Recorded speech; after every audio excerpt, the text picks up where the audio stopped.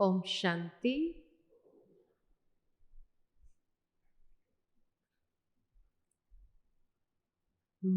बाबा के अव्यक्त महावाक्य शांतिवन के प्रति जो बाबा ने वरदान दिया था वो याद आ रहा था कि बाबा ने कहा था कि शांतिवन अनेक आत्माओं को उड़ती कला में ले जाने के लिए या उड़ती कला का अनुभव कराने के लिए एरोड्राम बन जाएगा। और जब ऐसी भट्टियों के आयोजन को देखते हैं तो सचमुच अनेक आत्माओं को उड़ती कला का अनुभव सहजता से हो जाता है। भट्टियां तो आप अपने सेंटर पर भी करते हैं और यहाँ इतने बड़े संगठन में भी करते हैं, लेकिन फिर भी भूमि को जो वरदान मिला है परमात्मा का, वो वरदान सहज फलीभूत होता है। थोड़ी सी मेहनत करने पर भी जैसे उड़ती कला का अनुभव सहज हो सकता है। आज जो विषय है, क्योंकि तपस्या की भट्टी में आप सभी पहुंचे हैं, तो जब तपस्या शब्द सुनते हैं, बहुत अच्छा बहन जी ने बताया कि ऋषि मुनियों ने जब तपस्या की तो तंद्राओं में कंदराओं में किया, गुफाओं में जाकर के किया, कोई न कोई हठ लेकर के बैठ गए, परंतु वास्तव में हम सभी बच्चों के संगम युग की तपस्या का ही अनुकरण है। उन ऋषि मुनियों ने भी उनका अनुकरण किया है, लेकिन हमने जो सूक्ष्म स्तर पर किया उन्होंने स्थूल रूप में किया। और इसीलिए हर बात का प्रैक्टिकल अनुकरण उन्होंने जो किया वो हमें भी याद दिलाता है, स्मृति दिलाता है कि हमारी तपस्या कैसी होनी चाहिए। जब ऋषि मुनियों ने अगर सामने चित्र ले आए, किसी ने भी जब तपस्या किया तो एक तपस्वी का चित्र सामने ले आओ। उदाहरण के तौर पर ध्रुव का चित्र सामने ले आओ। ध्रुव ने तपस्या की थी और उनकी तपस्या का एक लक्ष्य था, और उस लक्ष्य की प्राप्ति के लिए जो घोर तपस्या की, तो अगर ध्रुव का चित्र सामने ले आओ, एक पैर पर खड़ा है जंगल के अंदर और तपस्या के अंदर एक ही संकल्प में लीन है। अब यह स्थूल स्वरूप, हमारा सूक्ष्म स्वरूप कैसा है कि जंगल में चले जाना। जंगल में जाना माना कि जब हम तपस्या में बैठते हैं उस वक्त एक बेहद की वैराग्य वृत्ति, बेहद की वैराग्य वृत्ति माना कि हमारा भी मन और बुद्धि बाहर की दुनिया से उस समय समेटा हुआ हो, कि बाहर की दुनिया से किनारा किया हुआ हो। तभी हम वो जंगल में चले गए ताकि दुनिया याद न आए उनको, या दुनिया की कोई भी आकर्षण उनको खींचे नहीं, आकर्षित न करे। तो बाबा कहते हैं हमें ऐसी बेहद की वैराग्य वृत्ति गृहस्थ में रहते हुए अपनानी है, कि बाहर की दुनिया हमें आकर्षित न करे। उसके लिए कौन सी बात बुद्धि के अंदर लाने से बाहर की दुनिया आकर्षित नहीं करेगी? तो हम सभी ये बात बहुत अच्छी तरह से जानते हैं कि बाबा ने कई बार हमें कहा कि बच्चे, अब ये दुनिया या बंबोर को आग लगनी ही है, ये तमो प्रधान दुनिया है, उसके तरफ हमारा बुद्धि योग नहीं जाना चाहिए। तो कुछ समय के लिए भी जब तपस्या में बैठे हैं, उस समय बाहर की दुनिया से बुद्धि समेटी हुई हो। तो ये पहला यादगार। दूसरा, एक संकल्प ले लेते और एक ही संकल्प में मन को एकाग्र कर देते हैं। चाहे प्रभु प्राप्ति का संकल्प ले लेते हैं। तो इसी तरह हम भी, बाबा जो कहते हैं एकांत में बैठना, वो जंगल में इसीलिए जाते ताकि एकांत मिले।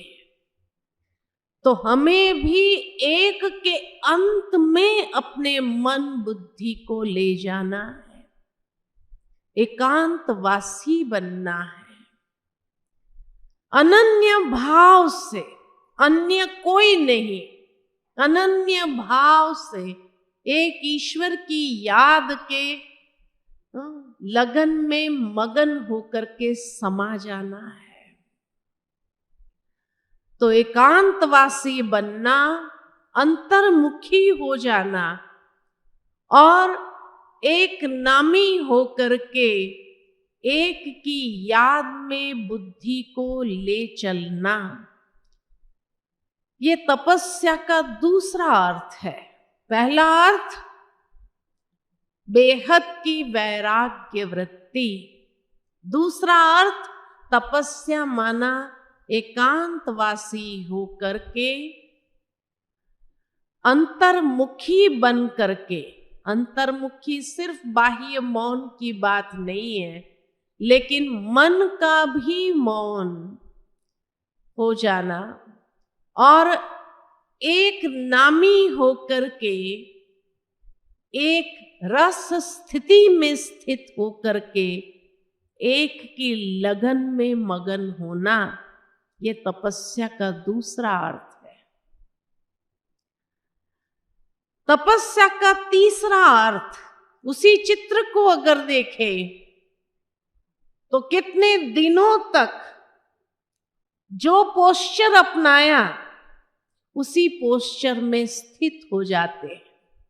यानी हठ से वो लोग उस पोस्चर को अपना लेते।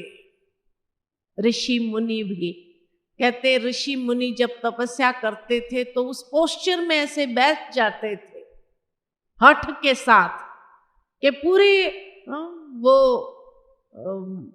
पहाड़ जैसे खड़े हो जाए, उसके अंदर छिप जाते थे, उन्हें पता नहीं चलता था। तो हठ से वो बैठते थे। लेकिन बाबा ने हमें किसी चीज की हठ करने के लिए नहीं कहा, लेकिन उनकी हठ हमारा यादगार है, हमारा दृढ़ता संपन्न अभ्यास करने का। कि जब एक दृढ़ संकल्प लेकर के हम अभ्यास आरंभ करते हैं, हर बार जब बट्ठी रखी जाती है तो बट्ठी का एक लक्ष्य दिया जाता है कि ये बट्ठी का लक्ष्य क्या है, और फिर उस लक्ष्य के लिए दृढ़ता संपन्न अभ्यास करते, दृढ़ संकल्पधारी हो जाते। उनको दृढ़ संकल्पधारी बनना नहीं आया तो हठ योगी बन गए। हठ से अभ्यास किया, वास्तव में दृढ़ता संपन्न अभ्यास। बाबा ने ये बात कई बार अव्यक्त मुरलियों में बताई है कि बच्चे, जो अभ्यास आप करेंगे, करते रहेंगे, अंतिम समय वो अभ्यास आपको खींचेगा, उस स्थिति में। इसीलिए बाबा कहते हैं कि अभी जो हम कर रहे हैं अभ्यास डेवलप कर रहे हैं अपना, तो दृढ़ता संपन्न अभ्यास, वो अंतिम समय ये अभ्यास हमें खींचेगा अपनी ओर। इसीलिए ये अभ्यास को जारी रखना है। ये नहीं कि पता नहीं होगा नहीं होगा, नहीं, क्योंकि सारा मदार अंतिम समय की स्थिति पर है। वहां तक कि बाबा ने कहा कि अभी तक कोई सीट फिक्स नहीं हुई है, पहला 2 नंबर फिक्स हुआ है। चलो हम मान ले कि उस समय 2 नंबर फिक्स हुआ था, आज 8 नंबर तक फिक्स हो गए होंगे, लेकिन बाकी तो सारी सीट खाली है। तो जब बाकी सारी सीट खाली है, अभी तक कोई फाइनल नहीं हुई है, क्योंकि अंतिम समय पर सारा मदार है। अंतिम समय की स्थिति कैसी है? तो जो जीवन भर अभ्यास किया होगा, अंतिम समय वो अभ्यास हमें आकर्षित करेगा उस ओर, और वही हमारी सीट को फाइनल करेगा। इसीलिए कई लोग सोचते हैं अगर अंतिम समय का ही आधार है फाइनल सीट का, तो पुरुषार्थ क्यों करें? नहीं, जो अभ्यास करेंगे वो अभ्यास हमें खींचेगा। जैसे दुनिया में एक साधारण सी बात अगर हम ले ले कि किसी को जैसे कुछ भी होता है तो किसी के मुख से निकलता वो बाबा, कुछ भी हुआ ओ बाबा, किसी के मुख से ओ माँ, मां निकलता है, किसी के मुख से हे भगवान ये निकलता है। तो जब भी कुछ होता है तो वही शब्द निकलता है। तो अंतिम समय जब कुछ होता है तो क्या निकलेगा? वही शब्द निकलेगा।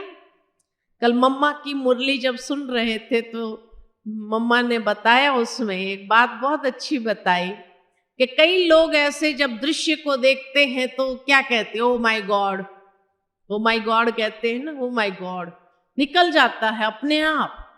तो वो जो अभ्यास जीवन भर किया हुआ है, तो जब कोई घटना होती है तो उस समय वही शब्द निकल जाता है। तो इसी तरह बाबा भी हमें कहते हैं कि हमें अपने अंतिम समय में क्या निकलना चाहिए, वो अभ्यास चालू कर दो, ताकि अंतिम समय वो अभ्यास हमें आकर्षित करे और वही चीज निकले और उसी में शरीर छूटे तो फाइनल सीट क्या हो जाएगी। इसीलिए कहते हैं जिसकी स्मृति अंत काले जो स्मृति। तो बाबा ने जो अंत काल की स्मृति के लिए जो अभ्यास दिया है, ये अभ्यास, ये तपस्या है। तो दृढ़ता संपन्न अभ्यास करना है, दृढ़ता के साथ अभ्यास करना, ये है तपस्या। तो पहली स्थिति बेहद की वैराग्य वृत्ति, दूसरी स्थिति एकांतवासी होकर के एक की लगन में मगन होना, और तीसरा है तपस्या माना दृढ़ता संपन्न अभ्यास। चौथा तपस्या माना, जो आज शाम का भी आपका क्लास है, संपूर्ण पवित्रता। लोग तपस्या इसीलिए करते हैं शुद्धिकरण के लिए। तो हमारी तपस्या संपूर्ण पवित्रता ही हमारी तपस्या है। क्यों? क्योंकि संपूर्ण पवित्रता ही बाप समान स्थिति है, और यही हम सबका लक्ष्य है कि मुझे बाप समान बनना है।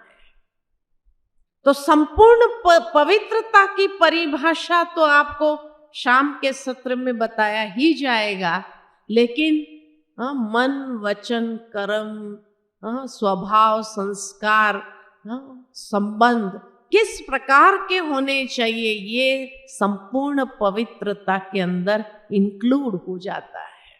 खाली ब्रह्मचर्य को संपूर्ण पवित्रता नहीं कहा जाता है।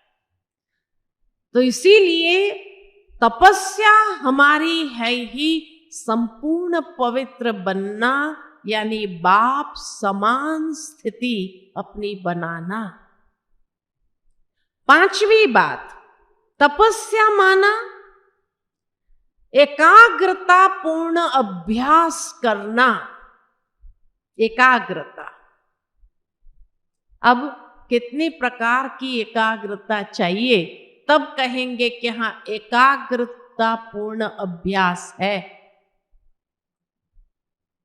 तो जब भी एकाग्रता की बात आती है और किसी योगी का चित्र हम सामने ले आए कि कोई योगी योग में बैठा है, तो कितने प्रकार की एकाग्रता दिखाई देती है, कितने प्रकार की एकाग्रता नजर आती है।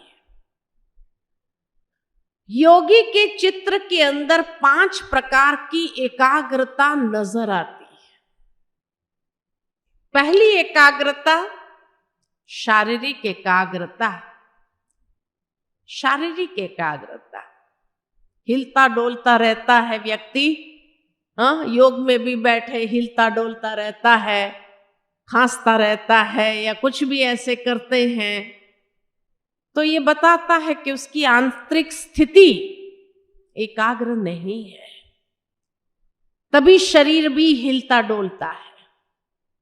लेकिन जब शारीरिक एकाग्रता है तो शारीरिक एकाग्रता भी आंतरिक एकाग्रता को लाने के लिए बहुत मददरूप हो जाती है। तो शारीरिक एकाग्रता के लिए बहुत सुंदर बाबा ने हमें ये बताया है कि बच्चे, जिसमें देह का भान हमें बार बार आकर्षित न करे, हमारे मन को खींचे नहीं, ऐसा सुखपूर्ण जो आसन हो उसमें स्थिर हो जाओ। जिस भी तरीके से आप बैठे हैं, जिसमें आप लंबा समय बैठ सकते, उस आसन में आप बैठिए।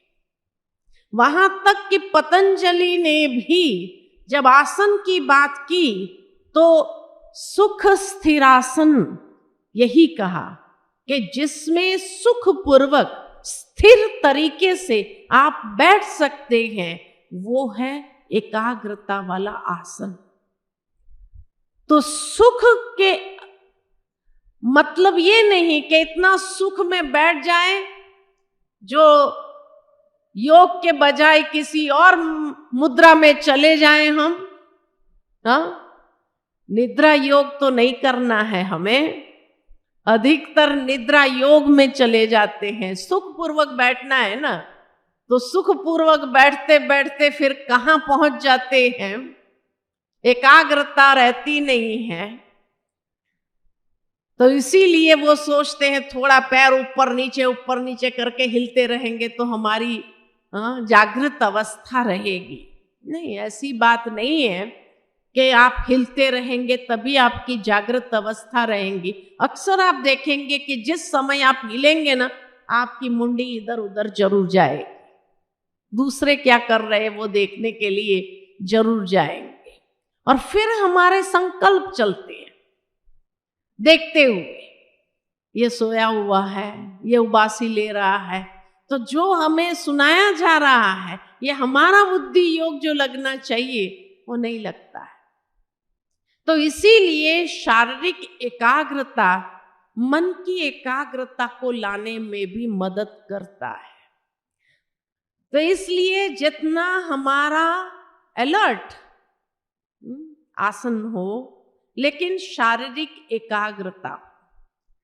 जब ब्रह्मा बाबा को देखते हैं कोई भी चित्र के अंदर, जब योग में बैठा हुआ ब्रह्मा बाबा का कोई भी चित्र देखो, आप सोचो बाबा की आयु 93 इयर्स की थी, लेकिन 93 इयर्स की एज में भी बिना सहारे आप ऊपर जाएंगे या गए होंगे तो आपने देखा होगा हिस्ट्री हॉल के अंदर जिस चौकी पर बाबा मम्मा बैठते थे, पीछे सहारा नहीं होता था, खाली चौकी होती थी जिस पर बाबा बैठते थे, मम्मा बैठते थे।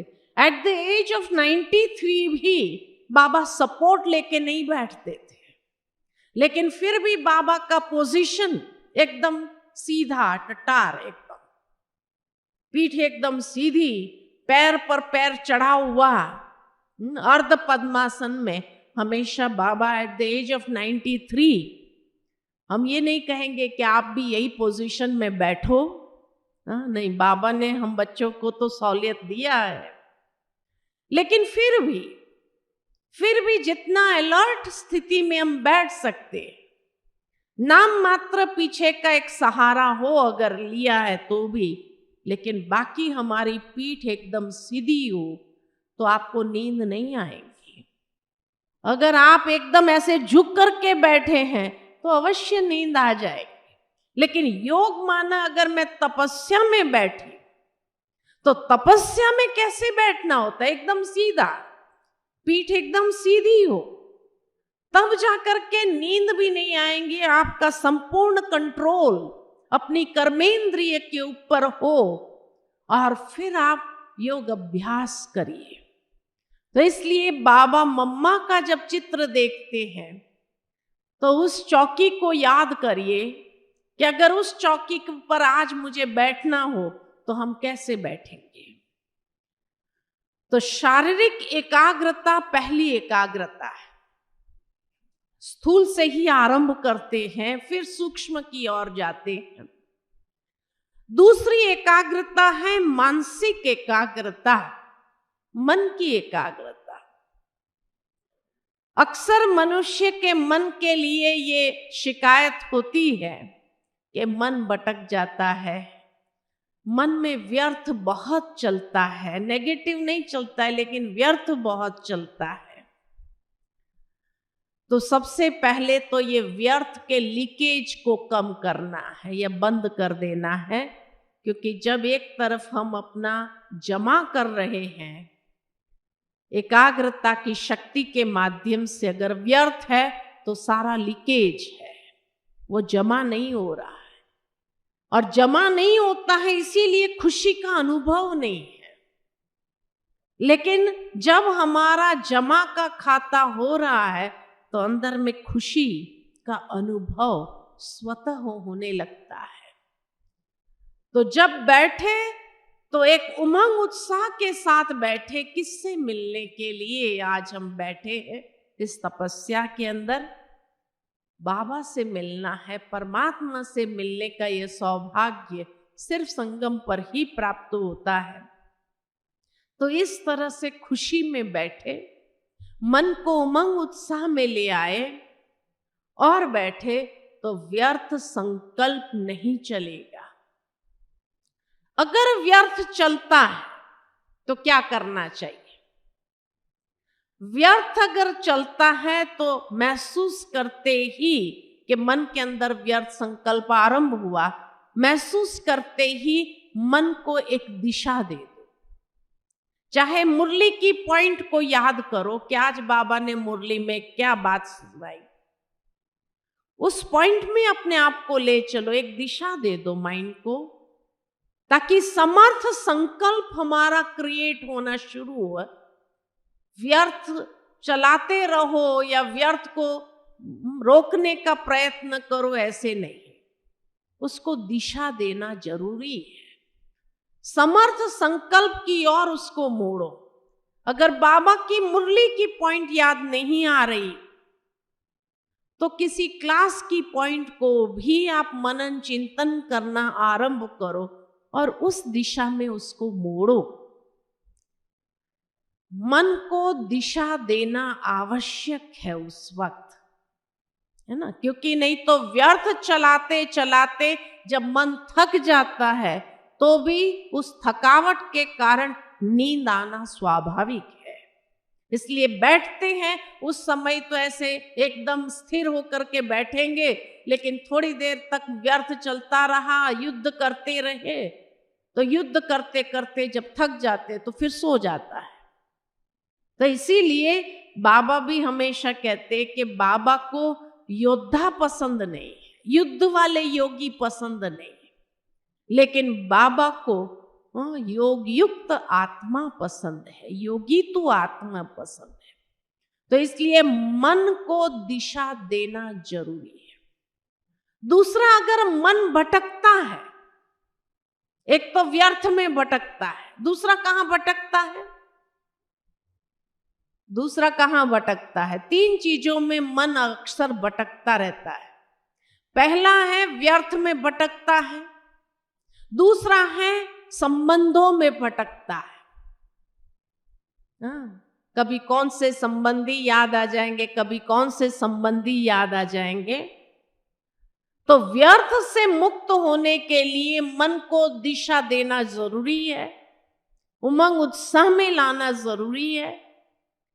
अच्छा, संबंधों में जब भटकता है तो उसको भी तुरंत महसूस करते ही ट्रांसफर कर दो कि बाबा के साथ मेरे सर्व संबंध है, और बाबा के साथ के एक एक संबंध का अनुभव करना हम आरंभ करें। आज बहुत अच्छा लगा, आज आप लोगों को विशेष बाबा को साजन के रूप में एक पत्र लिखने के लिए जब कहा तो अच्छा महसूस किया। उस बहाने से भी आप उस संबंध में मन को रमण कर सकते हैं, ले जा सकते। और जब मन उन संबंधों में रमने लगेगा तो फिर आपका कोई भी दैहिक संबंध आपके मन को खींचेगा नहीं। तो इसीलिए बाबा के साथ के सर्व संबंधों के सुख का रस का अनुभव करो, उसमें मन को समा जाए, उसमें ले चलो, तो ये शिकायत समाप्त हो जाएंगी कि मन भटकता है। और तीसरा किस में भटकता है? कोई ना कोई इच्छाओं के पीछे भटकता है। आज कोई इच्छा है, कल कोई इच्छा है, तो इच्छाओं में भटकता है।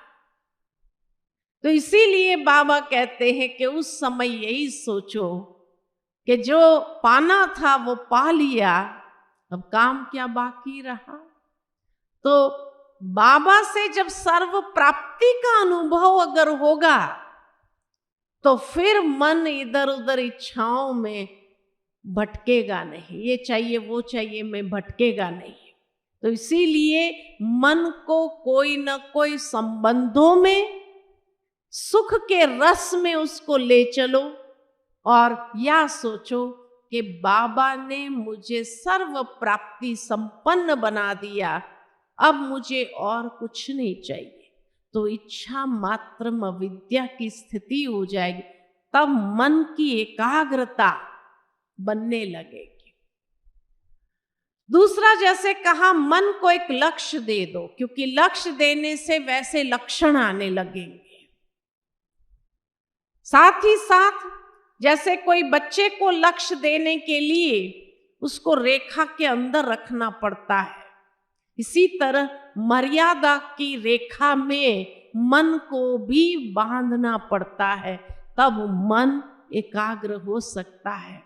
अगर रेखा नहीं है, मर्यादा की रेखा में नहीं बांधा, तो मन कहाँ भी घूम के आएगा, कहाँ भी चला जाएगा, और फिर हमारी यही शिकायत बनी रहेगी, मन एकाग्र नहीं होता है, बहुत मुश्किल है। तो ये तीन बातों से, व्यर्थ से, संबंधों से, इच्छाओं से मुक्त करने के लिए मन को लक्ष्य दिया जाए, और उस लक्ष्य के साथ साथ उसको एक रेखा के अंदर, मर्यादा की रेखा के अंदर उसको बांधना जरूरी है। नहीं तो ये तूफानी घोड़ा ऐसा है जो बेलगाम होकर के भटकता रहेगा, इसीलिए उसको बांधना जरूरी है। घोड़े को भी इसीलिए बांधते। रस्सियों से बांधते हैं, तो इसी तरह मन को भी मर्यादा की रेखा में बांधना जरूरी है, तब मन की एकाग्रता को विकसित करना आसान है। तीसरी एकाग्रता, हाँ, तो पहली शारीरिक एकाग्रता, दूसरी मानसिक एकाग्रता, तीसरी बौद्धिक एकाग्रता। क्योंकि मन और बुद्धि दोनों को बाबा में लगाना है। हमारा बुद्धि योग है, तो मन मना भव और बुद्धि योग, तो बौद्धिक एकाग्रता भी जरूरी है। तो बौद्धिक एकाग्रता लाने के लिए आदरणीय दादी जानकी जी हमेशा ये बात कहती है कि मन को, बुद्धि को क्लीन एंड क्लियर रखो।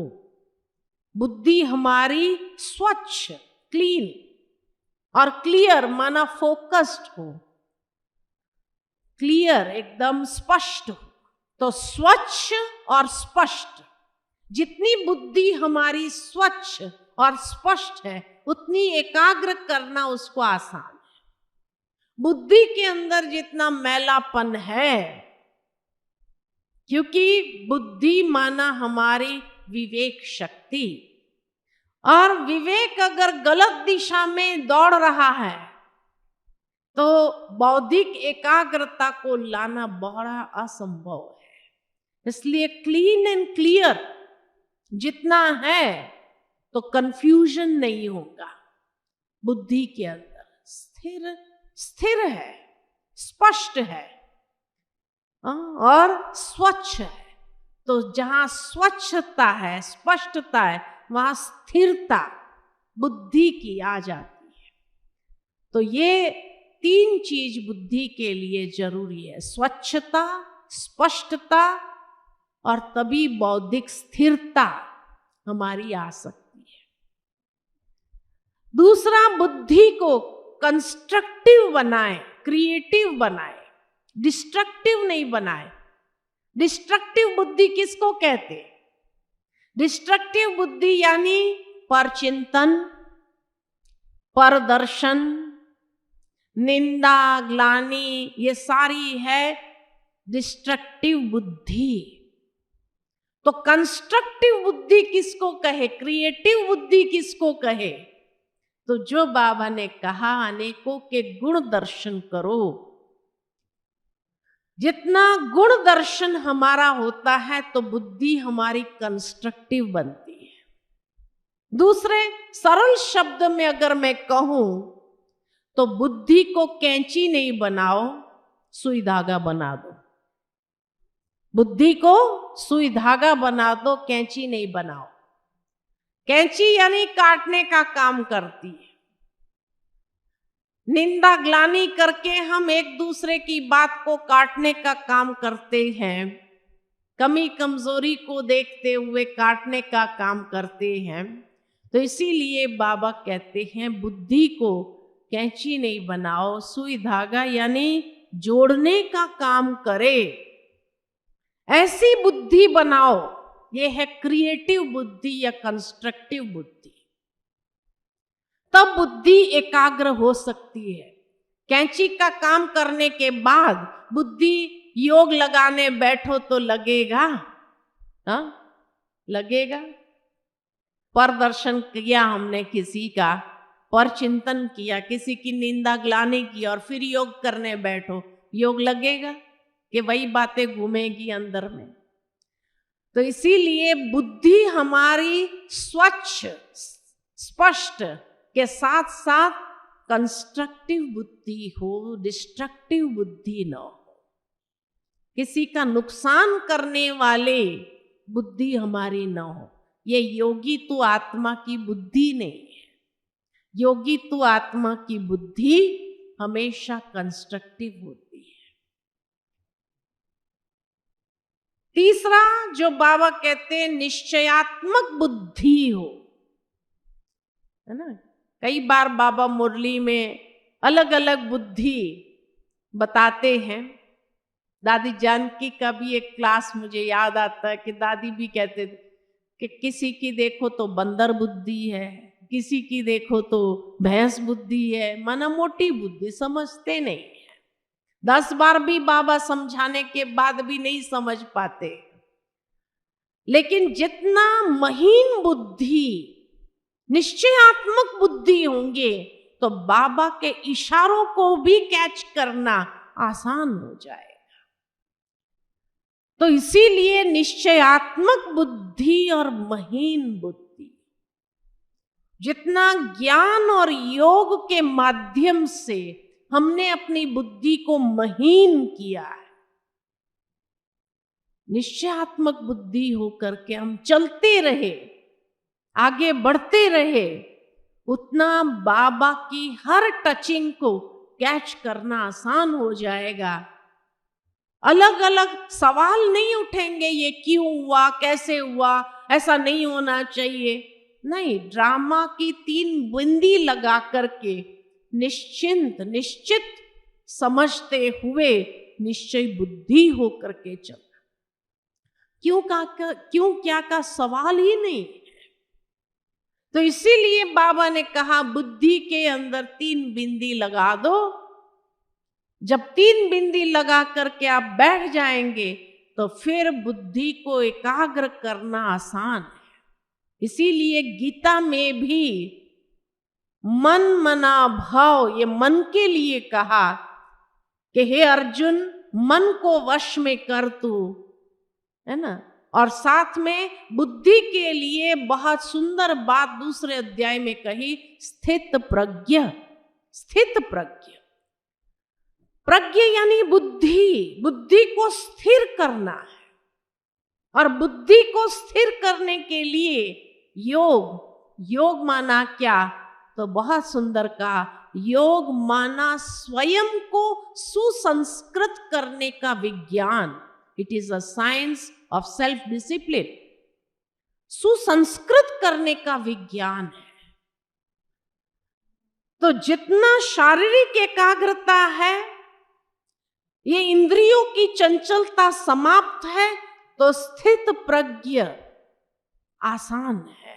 स्थित प्रज्ञ होना, बुद्धि को एकाग्र करना, बौद्धिक एकाग्रता को डेवलप करना, विकसित करना आसान है। इसीलिए दूसरे अध्याय में जब अर्जुन ने भगवान से ये प्रश्न किया कि ये योग परायण बुद्धि नष्ट क्यों हो जाती है, माना बुद्धि योग में रहने के बजाय योग परायण बुद्धि नष्ट कैसे हो जाती, भ्रष्ट कैसे हो जाती, तो उसका उत्तर बहुत सुंदर बताया कि सबसे पहले बुद्धि आसक्त होती है। आसक्ति से कामना उत्पन्न होती है, और अगर कामना पूरी नहीं हुई तो क्रोध उत्पन्न हुआ, और क्रोध में व्यक्ति अविवेकी हो जाता है, विवेक कार्य नहीं करता, क्या शब्द निकल जाता है वो भी पता नहीं चलता। बाद में उसको सुनाओ कि भाई तुम्हें भले गुस्सा आया लेकिन ऐसे शब्द थोड़ी बोलना चाहिए, तो क्या कहेंगे, मैंने थोड़ी बोला। उसको ये भी स्मृति नहीं। तो क्रोध उत्पन्न होता है, क्रोध से अविवेक जागृत होता है, और अविवेक से स्मृति शक्ति भ्रमित हो जाती है। जो स्मृति स्वरूप होना है वो स्मृति भ्रमित हो जाती है, और जब स्मृति भ्रमित होती है तो योग परायण बुद्धि नष्ट हो जाती है। ये द्वार बताया पूरा कि योग परायण बुद्धि हमारी नष्ट या भ्रष्ट कैसे हो जाती है। तो बाबा ने भी हमें यही कहा, आसक्ति, आसक्ति से कामना, कामना से क्रोध, क्रोध से अविवेक, अविवेक से स्मृति शक्ति भ्रमित हो गई तो योग परायण बुद्धि नष्ट हो गई। इसीलिए बुद्धि की जो पराकाष्ठा है, ज्ञान को हजम करते हुए बुद्धि की जो पराकाष्ठा को प्राप्त करना है, उस ज्ञान का बुद्धि के अंदर समावेश करते हुए उस पराकाष्ठा तक पहुंच नहीं पाते। और जब वही बुद्धि के अंदर नहीं है, ज्ञान की पराकाष्ठा नहीं बुद्धि के अंदर, तो चौथी एकाग्रता कभी नहीं आ सकती है। और चौथी एकाग्रता है भावनात्मक एकाग्रता। प्रीत बुद्धि, विनाश काले विपरीत बुद्धि विनश्यन्ति, लेकिन विनाश काले प्रीत बुद्धि विजयन्ति। तो निश्चयात्मक बुद्धि, महीन बुद्धि, प्रीत बुद्धि हमारी है, तो फिर भावनात्मक एकाग्रता को विकसित करना आसान है। भावनाएं यानी इमोशनल स्टेबिलिटी, भावनाओं का संतुलन, बैलेंस जीवन के अंदर प्रवृत्ति में रहते हुए जो बैलेंस की बात बाबा ने की है, ये बैलेंस तभी रहेगी जब बुद्धि हमारी स्थिर है। कोई भी तराजू आप लो, तराजू बैलेंस की स्थिति में कब होगा? जब बीच का कांटा एकाग्र होगा। तो बीच का कांटा है हमारी बुद्धि का, स्थिर बुद्धि। अगर बुद्धि स्थिर है तो जो जीवन के अंदर बैलेंस की आवश्यकता है, इस बैलेंस को मेंटेन कर सकेंगे, नहीं तो ये बैलेंस गड़बड़ा जाएगा। बाबा के जीवन में हर बात का बैलेंस देखने को मिलता है। मम्मा के जीवन में हर बात का बैलेंस देखने को मिलता है, क्योंकि उनकी बौद्धिक एकाग्रता, मानसिक एकाग्रता, शारीरिक एकाग्रता थी। इसीलिए भावनात्मक एकाग्रता, बैलेंस जीवन के अंदर था। बाबा हमेशा जब बैलेंस की बात करते हैं तो एक तो स्व और सेवा का बैलेंस बाबा बताते हैं, या व्यवहार और परमार्थ का बैलेंस भक्ति मार्ग में भी बताया गया है ना। तो स्व उन्नति और सेवा दोनों का बैलेंस करना है। लव एंड लॉ का बैलेंस है। ये सारे बैलेंस जो बाबा के जीवन में, जिससे बाबा संपूर्णता को प्राप्त हुए, जो कोई भी बाबा से प्रेरणा लेने लगे तो प्रेरणा का आधार बाबा का जीवन एक बैलेंस्ड जीवन था। इसीलिए वही बैलेंस हमें भी अपना बनाना है, और उसके लिए बौद्धिक एकाग्रता बहुत जरूरी है। सारे एकाग्रता एक दूसरे से कनेक्टेड है, अलग अलग नहीं हो सकती। इसलिए भावनात्मक एकाग्रता के एक तो भावना में बहना भी नहीं है, लेकिन भावनाओं को कंट्रोल में रखते हुए अनन्य भाव को भी विकसित करना है। इसीलिए कई बार लोगों को योग डिफिकल्ट महसूस होता है कि बैलेंस नहीं रहता है हमारा। या तो सेवा में लग गए तो खूब सेवा में लग गए, स्वोन्नति का ध्यान नहीं रहता है, या तो फिर स्वोन्नति करने लग गए तो सेवा छूट जाती है, परिवार के बीच में बैलेंस जो रखना होता है वो छूट जाता है। तो ये सारे बैलेंस रखना बहुत आवश्यक है ना। जब तक बैलेंस नहीं है तब तक जीवन के अंदर हल्कापन महसूस नहीं होगा, आनंद का अनुभव नहीं होगा, सुख का अनुभव नहीं होगा। सुख और आनंद में क्या अंतर है? सुख और आनंद में क्या अंतर है? जो आपको अच्छा लगे और आप करो और प्राप्त हो जाए, ये सुख है।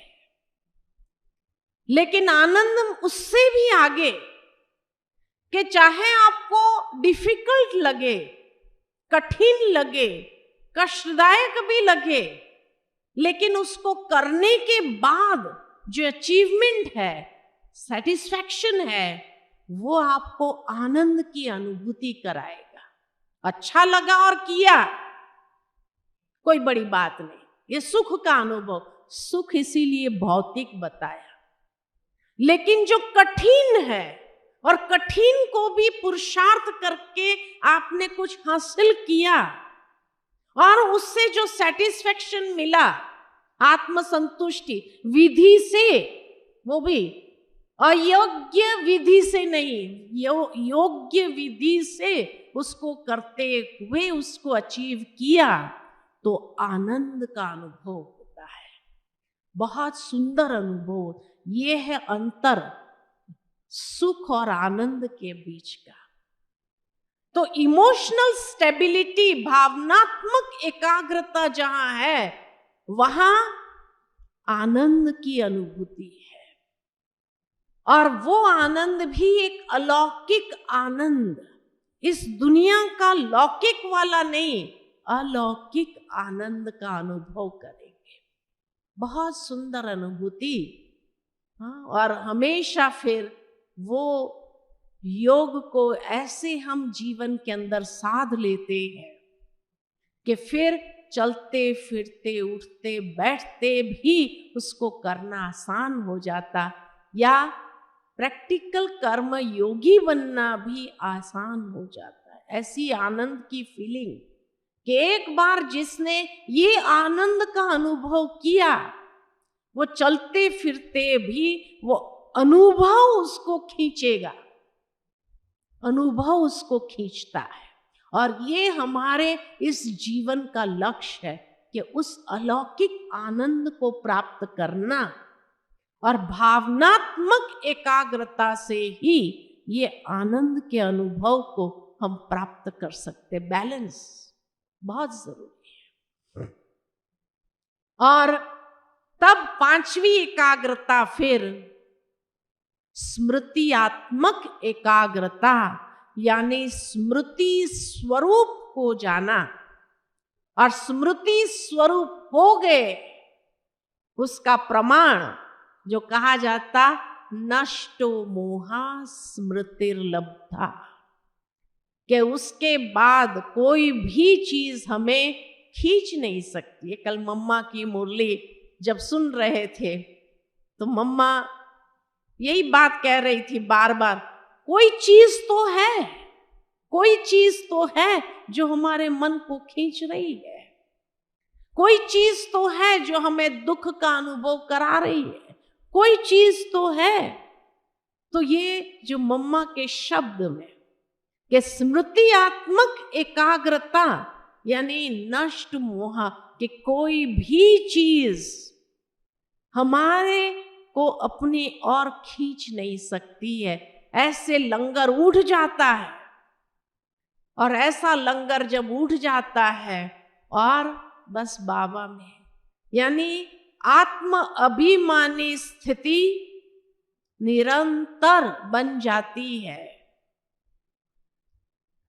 स्मृतियात्मक एकाग्रता यानी स्मृति स्वरूप, सुसमर्थ स्वरूप, नेचुरल, निरंतर हमारा बनने लगता है।